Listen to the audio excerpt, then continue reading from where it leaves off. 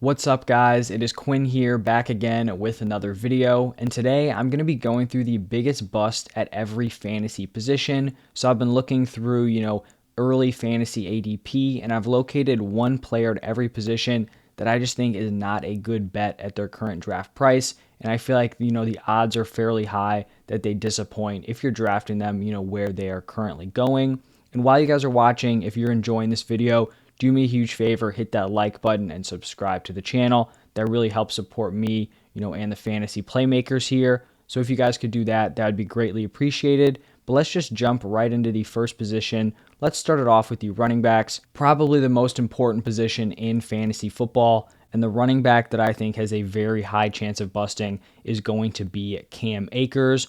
Right now, he's being drafted as the RB16. That is around a late third round pick.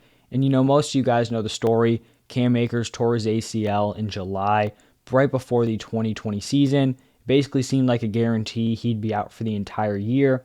Somehow he returned incredibly quickly, actually made it back for their final regular season game. In the past, Achilles tears for running backs have basically seemed like a death sentence. They've been super difficult to come back from. And even if you do come back, the production has taken a massive hit. But, as medicine continues to improve, I feel like there's more hope for these running backs. But I just feel like people have loved Cam Akers so much. They're just a little too optimistic that he's going to come back and be, 100% of what he was before that Achilles tear, especially for a player who's being drafted in the third round, which is premium draft capital in a redraft. And so when Akers returned, he played in 5 games. His production was pretty brutal. This isn't the only argument against him, because I feel like coming back so quickly, you couldn't expect fantastic numbers, but the numbers were definitely not good. In those 5 games, he rushed for 175 yards on 72 carries. That is 2.43 yards per carry. That's a pretty large sample size, 72 carries there. And then he was targeted 13 times, caught 11 of those for 86 yards. Having the full offseason to totally get back to 100% is definitely going to help Cam Akers. But I feel like for him to live up to this current ADP as the running back 16, he's basically going to have to come in and be the full workhorse on this Rams offense. I feel like we all need to accept that there is a chance Cam Akers just won't have it coming back from this injury, and I just feel like that risk is not baked into his current ADP. We've seen the past few years the Rams have liked to use one running back, which is why people were so high, on Cam Akers heading into the 2021 season, because we thought he was going to be the total workhorse. They do like to use, one key running back. The thing is, they definitely do not heavily target their running backs. So this isn't, one of the most valuable spots to be the lead back for. But when I'm looking at Cam Akers, I just feel like there are a lot of routes for this pick to go wrong. The first one, I already mentioned it. Cam Akers just isn't the same. He isn't as good as he was, prior to the 2021 season. And then he's just not able to get back and be an elite fantasy player. The second option is the limited receiving work that the Rams do have goes to Darrell Henderson or Kyren Williams. Henderson is very solid as a receiver out of the backfield. We saw it in the Super Bowl. We saw it when he was operating as the workhorse, during Cam Akers' injury. And then you also have Kyren Williams, who is a solid pass catcher. Athleticism is not there, but maybe he's able to work his way in. And then the third kind of way this could go wrong is that Cam Akers just ends up kind of splitting this backfield with Darrell Henderson, and there's not a workhorse here. So you're looking at some of the other running backs in the range. You have David Montgomery and J.K. Dobbins, who are going nearly a round later. I would take those guys, at their price way over Cam Akers. You also have Breece Hall going a round and a half later. That is crazy to me. And then when you're drafting in this Akers range, you've got guys like Deontay Johnson, DK Metcalf, Kyle Pitts, Darren Waller. I just feel like there are a lot of very talented players who do not carry the same risk as Cam Akers. So he is definitely someone I'm going to be fading at his current price. Now moving over to the wide receiver position. This was actually the easiest position to locate a bust, and this is where I have Jerry Jeudy. He's being drafted as the wide receiver 20, a late 4th round pick, and I really just feel like the Jerry Jeudy hype has gone out of control. I feel like, the past few years, I've just been a little bit lower on Jerry Jeudy than consensus, but I definitely, I don't hate the player. I'm rooting he does well, but we're looking at Russell Wilson coming in. This offense is going to be better, but I feel like people are just launching Jerry Jeudy up into this like insane value when he really has done nothing to warrant it. Jeudy was a top tier wide receiver prospect in the 2020 draft, but he has definitely underperformed in his first 2 seasons. And at some point, we got to forget about the college production. We got to forget about when he was picked, because eventually, if he's not performing on the field, we kind of just have to accept that. And I'm not going to argue, his situation around him has not been good. The quarterback play has been poor. But in my opinion, if he was a good or great NFL wide receiver, we would have seen it, and he kind of would have overcome that poor quarterback play. So looking back to his rookie season, Jeudy was, he was solid. It wasn't horrible. Averaged 9.8 PPR points per game. That was the wide receiver 59. So after the 2020 season, I think you could make the argument, he's a good wide receiver. The quarterback play was not there. He can take a jump in year 2. But he also got outproduced by Tim Patrick that season, who averaged 10.7 points per game. Then when we're looking at the 2021 season, he actually regressed. He did deal with a high ankle sprain that he suffered in week 1, but he still managed to play in 10 games and only averaged 8.5 points per game. That is the wide receiver 67 in points per game. I just don't understand how we're projecting a guy to go from wide receiver 67 to all of a sudden, be a wide receiver 2. That just seems like a really, really huge jump for me, especially, to put into context the players who are around him in that point per game range. Danny Amendola, Dante Pettis, and Khalif Raymond. Those are not elite names around him. Danny Amendola was solid, but he is way towards the end of his career. And Jerry Jeudy was actually the wide receiver 3 on his own team in points per game.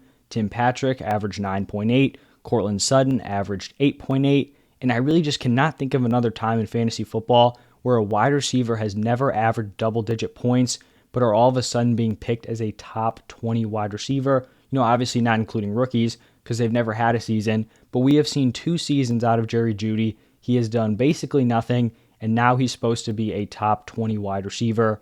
I'm just not seeing it. And, I feel like this jump in quarterback production, it's going to be solid, but it's not like there's going to be 150 extra yards a game and a few extra touchdowns. Over the last 3 years, Russell Wilson has averaged 248.6 passing yards per game. Last year, the Broncos quarterbacks averaged 226.8. So obviously there's a jump there, but not enough, jump in yardage or touchdowns that's going to take Jeudy from 8.5 points per game to 14.7, which is what the wide receiver 20 put up last year. So I'm just not seeing that jump from him. If you're looking at the wide receivers going after him, you have guys like Mike Williams and Chris Godwin. I would take both of those guys easily over Jerry Jeudy. You've got J.K. Dobbins and Breece Hall at running back going after him. So I will definitely be fading Jeudy, and he is probably like my least favorite value at his current ADP of any single player in fantasy football.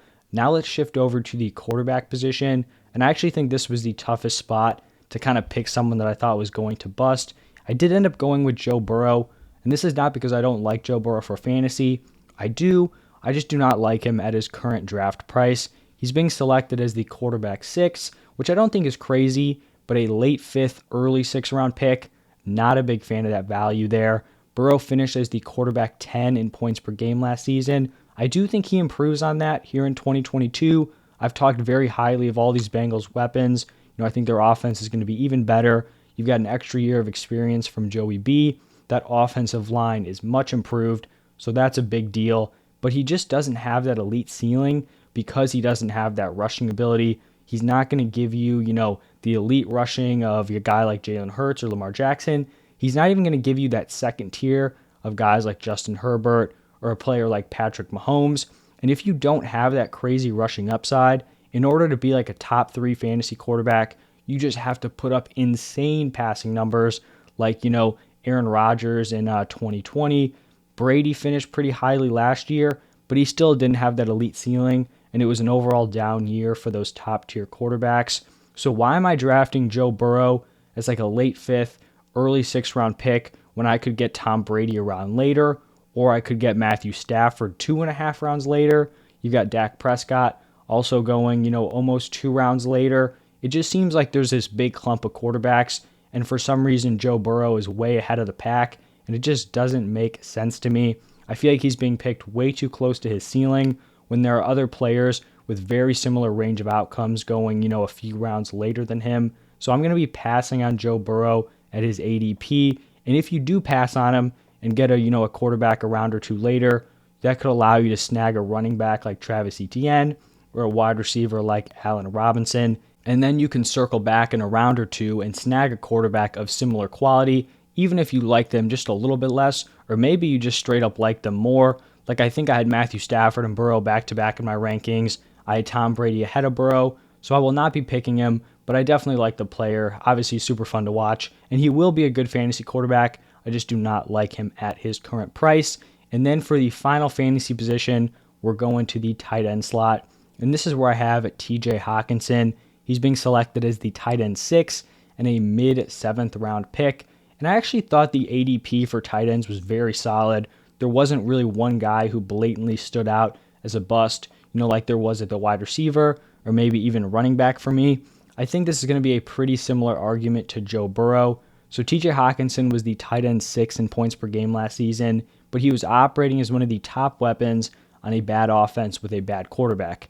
Now heading into 2022, he is still being picked as the tight end 7, but he's on, the same team with the same bad quarterback, but he's likely now not going to be one of their, top 1 or 2 weapons because you have Amon-Ra, Jameson Williams, DeAndre Swift, DJ Chark. All those guys are in the mix with TJ Hockenson.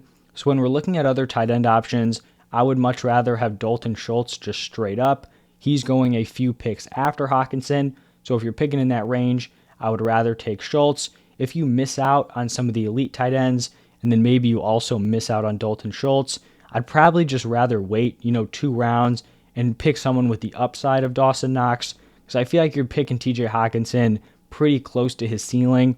Like, does anyone see TJ Hockenson outperforming any of the top 5 guys, which would be, that would be Travis Kelce, Mark Andrews, Kyle Pitts, Darren Waller, and then George Kittle? I feel like that's just not even in the realm of possibility. And does he even get close to those guys? I feel like maybe a player like Dawson Knox could add some volume and, maybe contest to be in that top 5.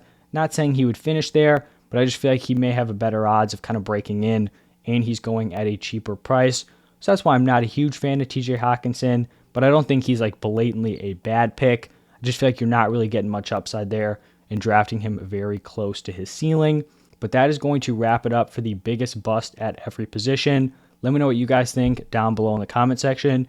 Do you guys agree that these players are, not great values? Do you have another player in mind? I want to hear it. I'll make sure to get back to every single person. But thank you all for stopping by, and I'll see you in the next one.